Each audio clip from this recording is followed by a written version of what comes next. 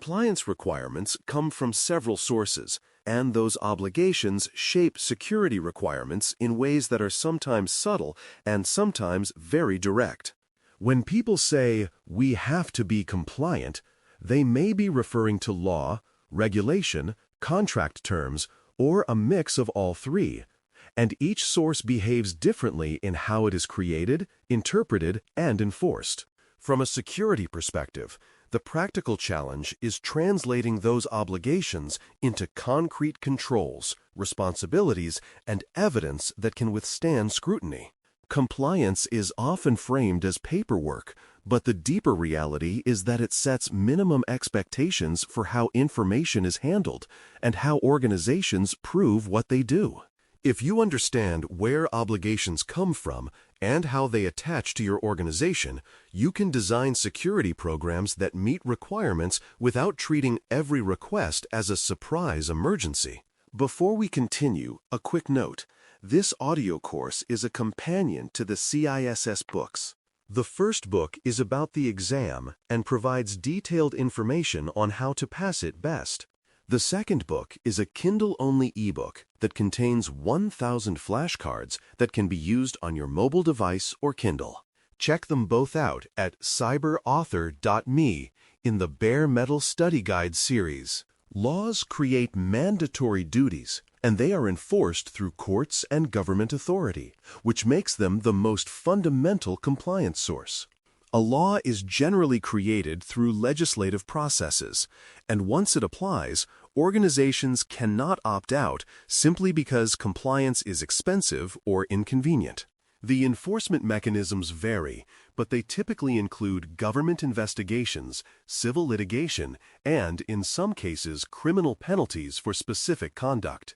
From a security standpoint, laws can define duties like protecting certain categories of information, notifying individuals or authorities when breaches occur, or maintaining records for defined periods. Laws also create baseline expectations that influence contracts and regulations because many contractual clauses and agency rules are built on top of legal requirements. When you hear an obligation described as mandatory, it is worth asking whether it is a legal duty, because that affects how much discretion an organization truly has. Regulations create rules through agencies overseeing specific industries and services, and they often provide more detailed requirements than laws alone. A regulation is typically issued by an agency empowered to interpret and implement a law within a particular sector, such as finance, healthcare, energy, or telecommunications.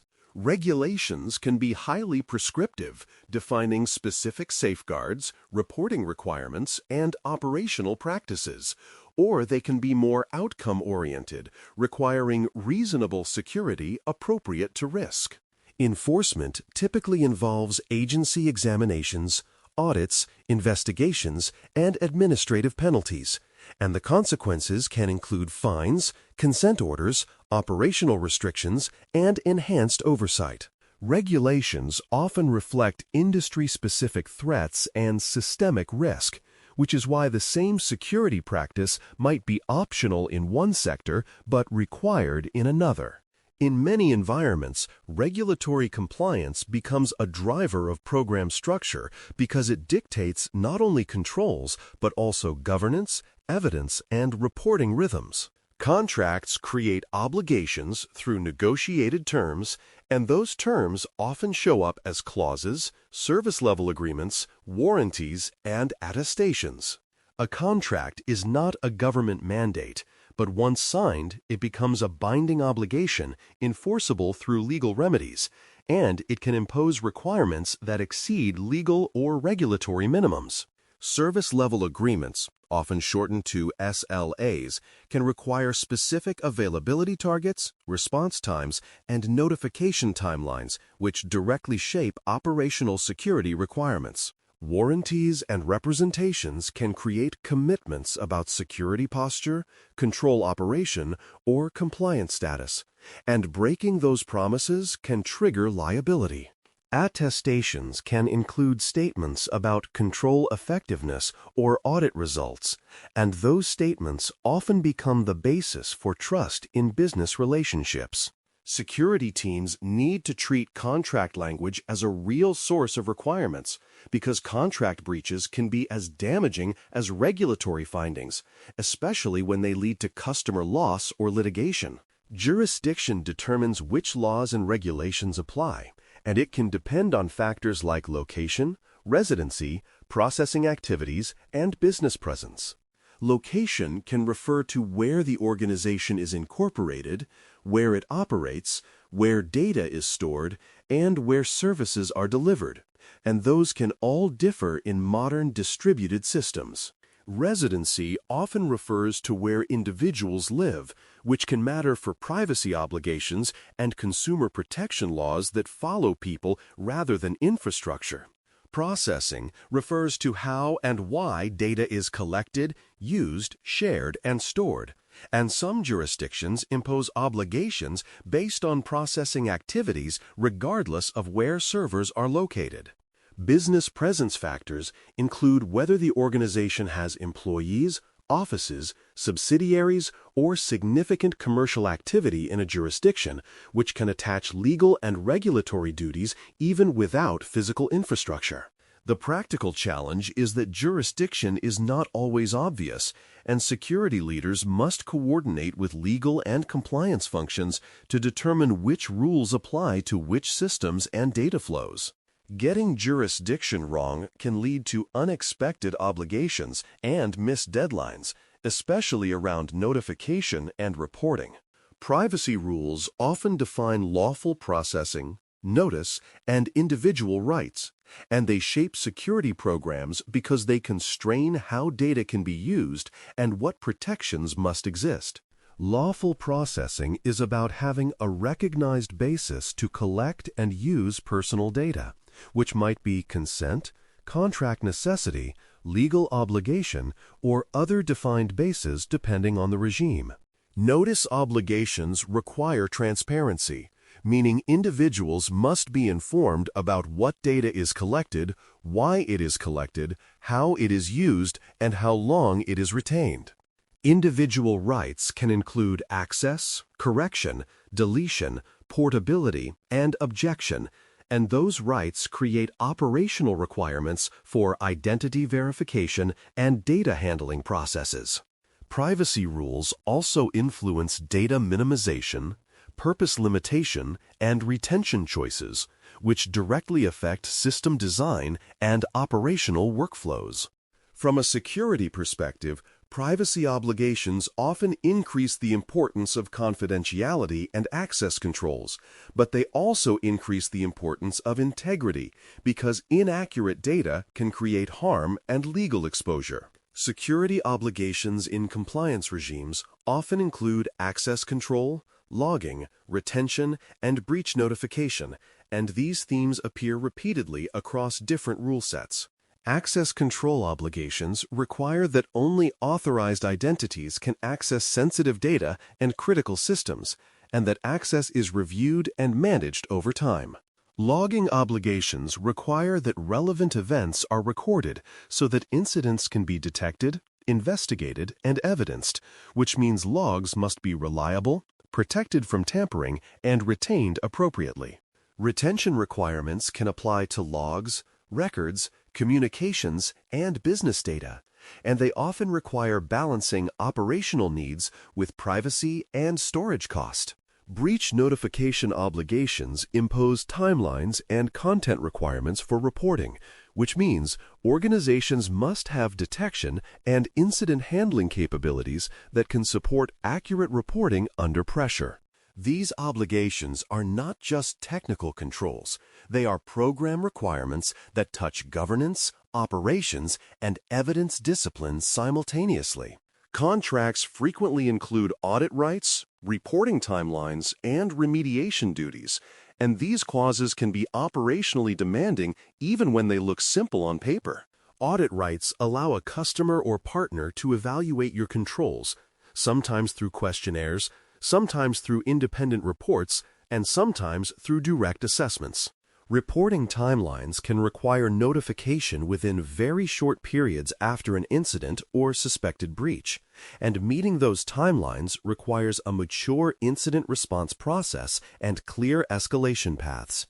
Remediation duties can require that identified issues are addressed within defined timeframes, often tied to severity ratings, which means vulnerability management and change management must be disciplined. Contract terms may also require periodic reporting on security metrics, risk assessments, or control changes, which creates ongoing evidence and communication obligations. In practice, contractual requirements can drive program maturity because customers demand assurance that controls are not only designed but operated consistently. Compliance mapping is the process of aligning required controls to implemented controls and responsibilities, and it is how organizations avoid gaps and duplication. A requirement might say that access to sensitive systems must be restricted and reviewed, and mapping connects that requirement to the specific identity and access management controls, review processes, and approval authorities that satisfy it. Mapping also clarifies responsibility, showing which teams own each control, who operates it, who reviews it, and who provides evidence. Without mapping, compliance efforts can become fragmented, with different teams answering the same question differently or assuming someone else owns a requirement. Mapping supports rationalization because one well-designed control can satisfy multiple requirements if it is implemented consistently and evidenced properly. It also supports change management because when controls change, you can see which requirements are affected and avoid accidental noncompliance. Evidence demonstrates control operation through records, approvals, logs, and reporting outputs, and evidence is the currency of compliance because claims without proof do not survive audits. Records can include policies, standards, risk assessments, and training completion, but operational evidence is often more important because it shows that controls actually run. Approvals demonstrate decision-making, such as access grants, exceptions, change control, and risk acceptance, and they show accountability and decision rights in action. Logs demonstrate events and monitoring, supporting both detection and after-action investigation, and they must be protected to preserve integrity. Reporting outputs can include metrics dashboards, audit reports, and compliance attestations, which show how the organization measures and communicates its security posture.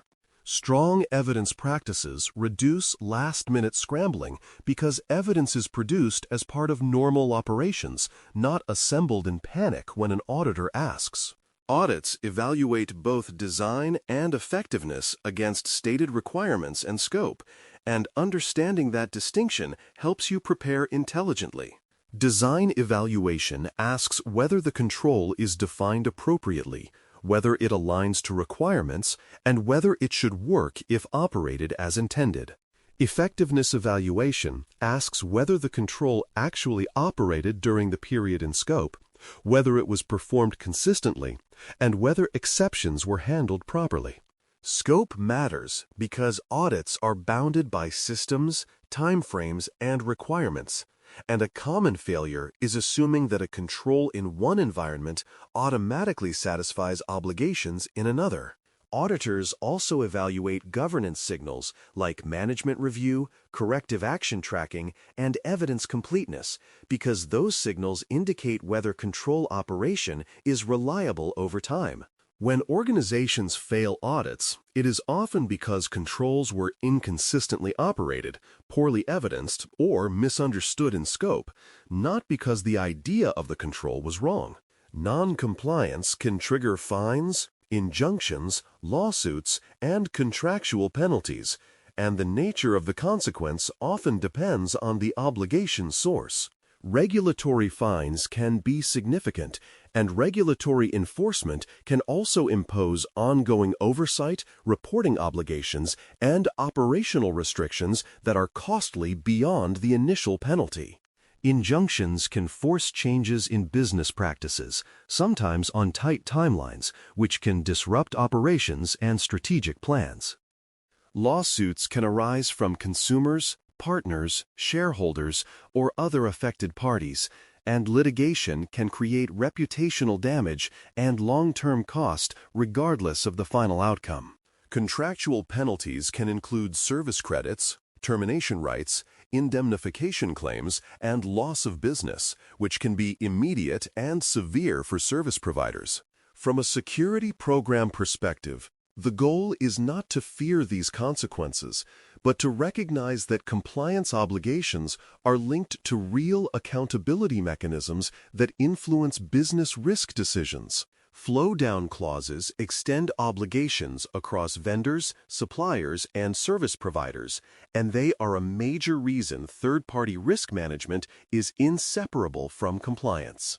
A flow-down clause is a contract term that requires a vendor to meet certain security and privacy obligations because the customer is obligated to meet them. This can include requirements for access control, logging, incident notification timelines, audit rights, and specific control standards, and it often includes obligations to ensure that subcontractors also comply. Flow-down creates a chain of accountability, which means your compliance posture can depend on the practices of organizations you do not directly control. This is why contracts often include right to audit, reporting requirements, and remediation obligations for vendors, because customers need assurance that flow-down obligations are being met. Effective vendor governance requires clear requirements, ongoing monitoring, and the ability to enforce contractual terms when gaps are found. In conclusion, compliance defines minimum expectations and the evidence required for accountable security, and it is best understood as a set of obligations that must be translated into controls, responsibilities, and proof. Laws establish mandatory duties backed by courts and government authority. Regulations refine those duties through agency rules and oversight, and contracts create binding commitments that often go beyond minimum legal requirements. Jurisdiction and privacy obligations determine where and how requirements attach, while security obligations like access control, logging, retention, and breach notification shape both technical design and operational practice. Compliance mapping and evidence practices turn requirements into an organized system that can be audited and improved rather than a scramble of last-minute responses.